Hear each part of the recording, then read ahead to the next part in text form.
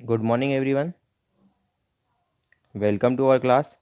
तो आज की क्लास में हम हमारा जो चैप्टर नंबर सेकंड का एक ओवरव्यू देखने जा रहे हैं।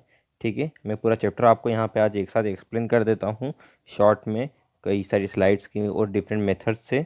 ठीक है, तो आप अच्छे से समझ लीजिएगा। ऑल इन सारा चैप्टर इसी में आ जाएगा। तो हमारा फर्स्ट टॉपिक है इन्वायरमेंट। तो इन्वायरमेंट क्या होता है? इन्वायरमेंट जो है वो हमारी लाइफ को सपोर्ट करता है, मदद करता है सर्वाइव करने के लिए। ठीक है, जैसे हमें एयर मिलती है सांस लेने के लिए, पीने के लिए पानी मिलता है, खाना खाने के लिए खाने के लिए खाना मिलता है।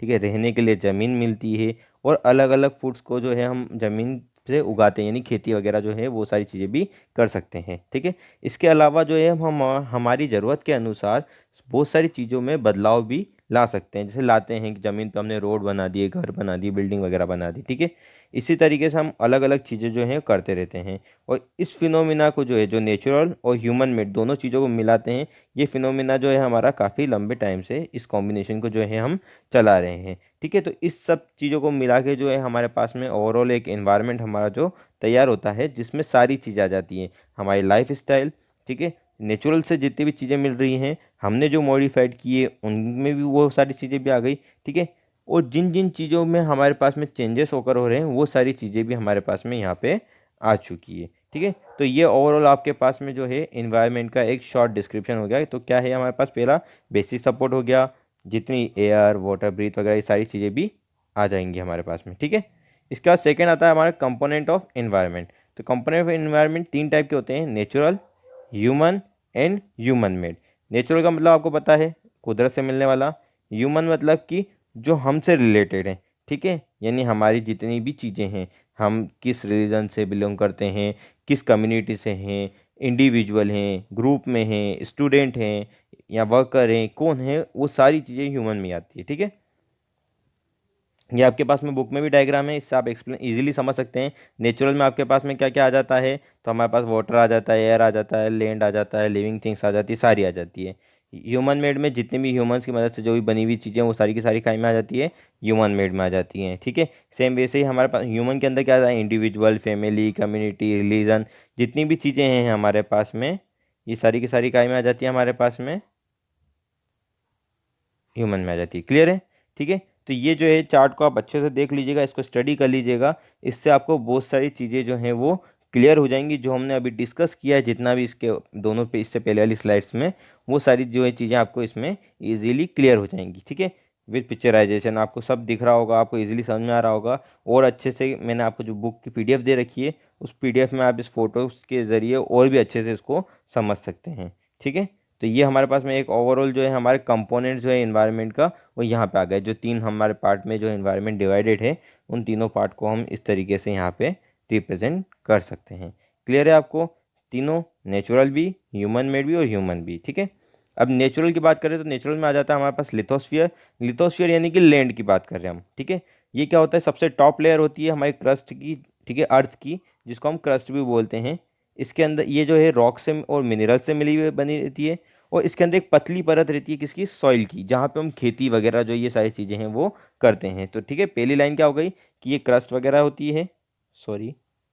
ठीक है, दूसरी लाइन हमारे पास में क्या हो जाएगी यहाँ पे कि ये जो है अर्थ की टॉप लेयर है।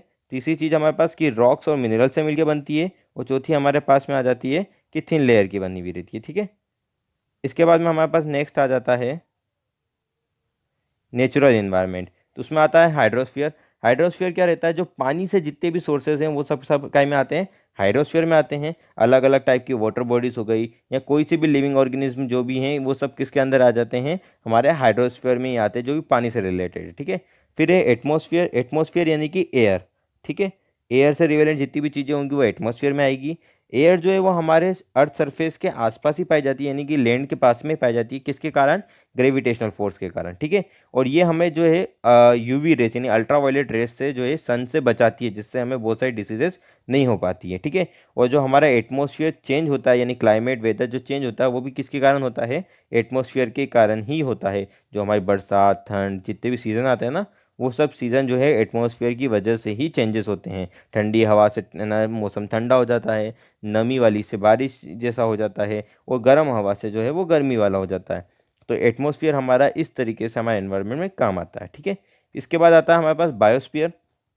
बायोस्फीयर एक पूरा जोन है जहाँ पे लैंड, वाटर, एयर तीनों मिलके एक लाइफ को बना रहे होते हैं। ठीक है, आपको इस पिक्चर में क्लियर हो गया होगा, आपको समझ में आ रहा होगा सारी चीज़ें। ठीक है, इसके बाद में जो इसमें क्या क्या आ जाता है हमारे पास में, लैंड में सारे mountain, plains, plateau, plain surface सब आ गया। ठीक है, हाइड्रोस्फीयर में पानी और पानी में रहने वाली जितनी भी चीज़ें हैं हाइड्रोस्फीयर में मतलब वो आ जाएंगी। ठीक है, इसके बाद में हमारे पास में क्या आता है, एटमोसफियर। एटमोसफियर में क्या आ जाती है, जितनी भी हवा वगैरह है सारी चीज़ें वो एटमोसफियर आ जाता है। और जब ये सब मिल जाते हैं हमारे पास में तो हमारे पास क्या बन जाता है, बायोस्फीयर। इसमें सारी चीज़ें हमारी जो अर्थ की सब इंक्लूडेड है। ठीक है, बायोस्फीयर यानी कि हमारी सारी की चीज़ें, ठीक है, पूरी नेचुरल।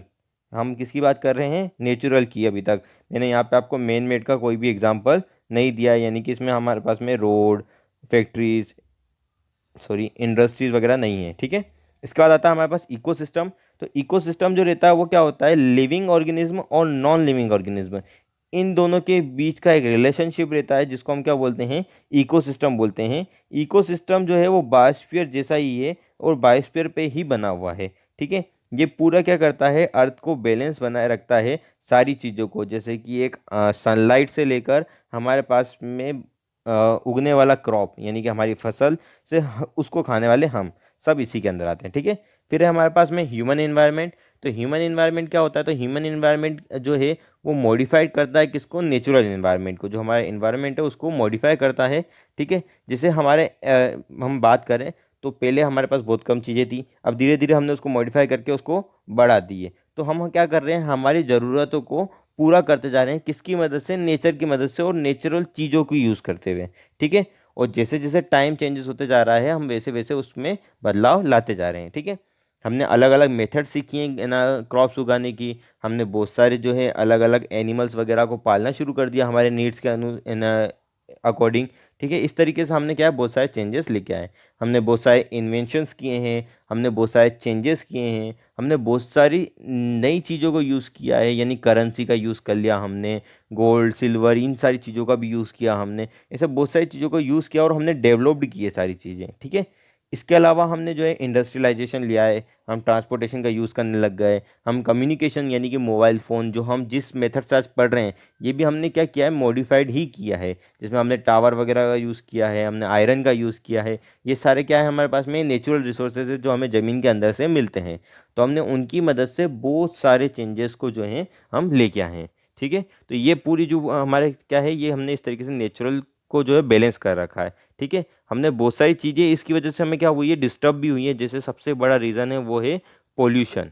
ठीक है, आपको पता है कि हमने जैसे जैसे इंडस्ट्रीज वगैरह बनाते गए वैसे वैसे क्या हो गया, पोल्यूशन वगैरह ये सारी चीज़ें भी उसमें बढ़ती गई। तो ये सारी चीज़ें किससे डेवलप्ड हुई, इसी रीज़न से डेवलप्ड हुई हैं। ठीक है, कि हमारे पास पोल्यूशन वगैरह जो है ये आने लग गया। तो हमने फिर उसको बैलेंस करने के लिए भी बहुत सारी चीज़ें बनाना शुरू की, यानी फिर हमने क्या किया, इन्वेंशंस किए।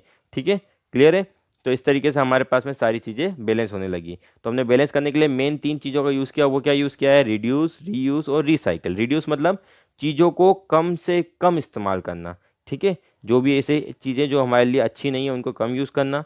ठीक है, रीयूज़ मतलब जैसे कोई चीज़ हमने अगर यूज़ कर लिए तो अगर वो दोबारा यूज़ हो सकती है तो हम यूज़ कर ले, जैसे पॉलीथीन, एक बार नहीं 10 बार यूज़ कर लो उसको, अगर हम यूज़ कर सकते हैं। ठीक है, और फिर थर्ड है रिसाइकल, तो उसी को हमने क्या कर दिया, फिर फेंकने की जगह रिसाइकल कर लिया। ठीक है, क्लियर है। तो थैंक यू, मुझे होप कि आपको ये वीडियो अच्छी लगी।